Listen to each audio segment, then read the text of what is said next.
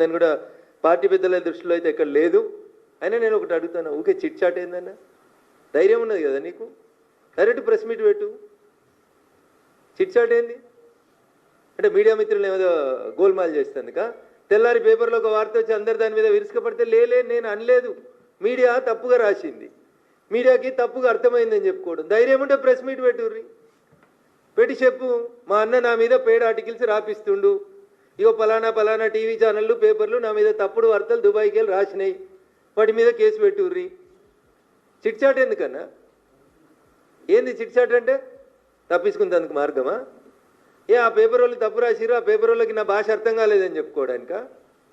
Put it on paper. నాయనకే ఉత్తరం రాయగలిగిన దమ్ము ధైర్యం ఉన్న వాళ్ళం మనం, మస్తు 100 ఉత్తరాలు రాసిన వాళ్ళం మనం. ప్రెస్ వాళ్ళకు కూడా ఒక ఉత్తరం రాస్తే అయిపోతుంది కదా, పాపం వాళ్ళని ఎందుకు గోసపెట్టుడు? నేను అనలే, నేనన్నా, నువ్వు అనలే, నేనన్నా, ఇవన్నీ ఏం పంచాయతీలు? Why chit chat? అంతే తెలుగు మీడియా వాళ్ళకి అంత అమాయకం కనబడుతుర్రా ఏంది మీకు? డైరెక్ట్ ప్రెస్ మీట్ పెట్టుర్రి, డైరెక్ట్ చెప్పుర్రి, ఉన్నది ఉన్నట్టు చెప్పుర్రి, కుండబద్దలు కొట్టినట్టు. లేనిదెందుకు? లేని మాటలు ఎందుకు? లేని పంచాయతీలు ఎందుకు?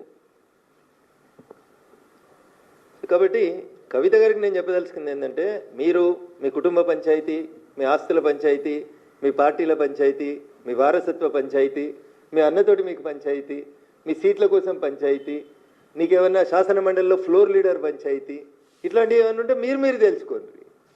శాసన మండలిలో ఫ్లోర్ లీడర్ తిరిగిపోతే కొట్లాడుకో మీ నాయనతో తలపెట్టుకొని.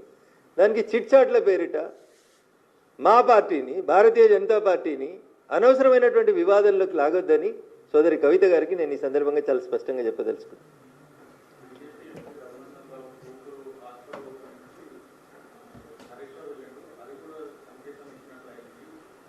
మరి ఆ రోజు హరీష్ రావుని ఎందుకు సస్పెండ్ చేయలేదు?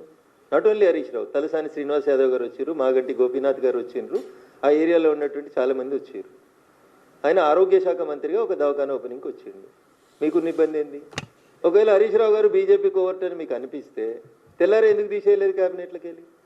ఒక బీసీ బిడ్డ ఈటల రాజేందర్ గారిని రాత్రి తీసేసిండు కదా మీ నాయన. మరి హరీష్ రావు అనేటైనా బీజేపీ కోవర్ట్ అనేది మా చెల్లె అభిప్రాయం అయితే, రఘునందన్ రావు కూతురు హాస్పిటల్ ఓపెన్ చేయడమే కవితమ్మ కడుపు నొప్పి అయితే, తెల్లారే ఉద్యోగులకి వెళ్ళి తీసేయనుంటి హరీష్ రావుని. ఆ రోజైతే మీ నాయన నీ మాట విన్నాడు కదా. అందుకని నేనేమంటున్నా, ఈ చిట్లు చాట్లు ఎందుకన్నా, ఇవి నేమి డైరెక్ట్గా నేమ్ పెట్టి చెప్పు. ధైర్యం లేకపోవడం, నేను మాట్లాడుతున్నా కదా, పేరు పెట్టి మాట్లాడుతున్నా, నేను ఊరు పెట్టి మాట్లాడుతున్నా, నేను అధికారికంగా ఆఫీస్ పెట్టు, లేకపోతే బషీర్బాగ్లో ప్రెస్ క్లబ్లో తీసుకో, ప్రెస్ క్లబ్ తీసుకొని చెప్పు. అందరికీ నీ అంత గొప్ప ఇంగ్లీష్ రాకపోతే తెలుగులో మంచిగా రాసి ప్రెస్ నోట్ రాస్తారు, నువ్వేమితే అదే రాస్తారు. వై దిస్ చిట్ చాట్ అంటున్నా. సో వ్యక్తుల వ్యక్తిత్వ హననం కోసం టీఆర్ఎస్ పార్టీ చేసినటువంటి ప్రయత్నాలన్నీ అయిపోయినాయి.